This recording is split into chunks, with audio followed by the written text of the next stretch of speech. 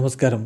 Raf talk ഫുട്ബോളിലേക്ക് അവർക്കും സ്വാഗതം. സൗദി പ്രോ ലീഗിലെ 4 റൗണ്ട് മത്സരങ്ങൾ പിന്നിടുമ്പോൾ ഒരു കാര്യം വ്യക്തമാവുകയാണ്. ഇത്തവണ ക്രിസ്ത്യാനോ റൊണാൾഡോക്ക് ഗോൾഡൻ ബൂട്ട് നേടുക എന്നുള്ളത് അത്ര എളുപ്പമാവില്ല. കനത്ത വെല്ലുവിളിയാണ് ഇപ്പോൾ നേരിടുന്നത്. പോയ സീസണിൽ മിട്രോവിച്ചുമായിട്ട് ഒരു പോരാട്ടം ഗോൾഡൻ ബൂട്ടിൻ്റെ കാര്യത്തിൽ ഉണ്ടായെങ്കിലും ഒടുവിൽ ക്രിസ്ത്യാനോ റൊണാൾഡോ തന്നെ ഗോൾഡൻ ബൂട്ട് നേടിയിരുന്നു. എന്നാൽ ഇത്തവണ തുടക്കത്തിലെ വലിയ ലീഡിലേക്ക് പോയി കഴിഞ്ഞു. ഈ പോരിൽ മിട്രോവിച്ച് എന്ന് സമ്മതിക്കേണ്ടി വരും. 4 റൗണ്ട് മത്സരങ്ങൾ കഴിയുമ്പോൾ മിട്രോവിച്ച് അൽ ഹിലാലിനു വേണ്ടി 8 ഗോളുകൾ പ്രോ ലീഗിൽ അടിച്ചു കഴിഞ്ഞു. കഴിഞ്ഞ തവണ മങ്ങിപ്പോയ ബെൻസീമയുടെ വെല്ലുവിളിയും ഇത്തവണയുണ്ട്. ബെൻസീമ ഇന്നലെയും ഗോൾ അടിച്ചു. അദ്ദേഹത്തിൻ്റെ ടീം അൽ ഹിലാലിനോട് തോറ്റെങ്കിലും ഇത്തിഹാദിൻ്റെ ആശ്വാസ ഗോൾ ബെൻസീമയുടെ വകയായിരുന്നു. ബെൻസീമ 5 ഗോളുകളുമായിട്ട് രണ്ടാമത് നിൽക്കുമ്പോൾ CR7 പേരിൽ 3 ഗോളുകളേ ഉള്ളൂ.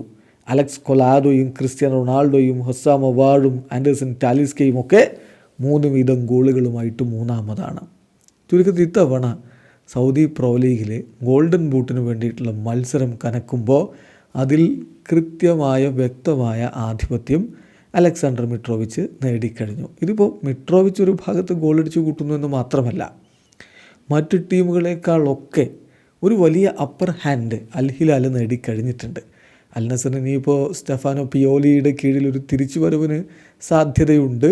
എങ്കിൽ പോലും അൽ ഹിലാലുമായിട്ടുള്ള പോയിൻ്റ് ഗ്യാപ്പ് ഓൾറെഡി 4 പോയിൻ്റ് ഗ്യാപ്പുണ്ട്. അതെങ്ങനെ ക്ലോസ് ഡൗൺ ചെയ്യും എന്നുള്ളതാണ് ചോദ്യം. എന്തായാലും ഇപ്പോൾ അപ്പർ ഹാൻഡ് ഹോർഗെ ഹീസസിൻ്റെ അൽ ഹിലാലിന് തന്നെയാണ്. ഹീസസ് പറഞ്ഞ പോലെ മറ്റുള്ളവർക്കും ഞങ്ങളെപ്പോലെ മികച്ച താരങ്ങളുണ്ട്, പക്ഷേ ഞങ്ങൾ ടീം വർക്കിൻ്റെ മറ്റൊരു തലത്തിലേക്ക് എത്തിക്കഴിഞ്ഞു. ഞങ്ങൾ ബീറ്റ് ചെയ്യുക എന്നുള്ളത് എളുപ്പമല്ല എന്ന് അദ്ദേഹം പറയുന്നു. വീഡിയോ അവസാനിക്കുന്നു. ഫുട്ബോൾ ലോകത്തെ കൂടുതൽ വിശേഷങ്ങളുമായി റാഫ് ടോക്സ് കൊണ്ടുവെത്താം.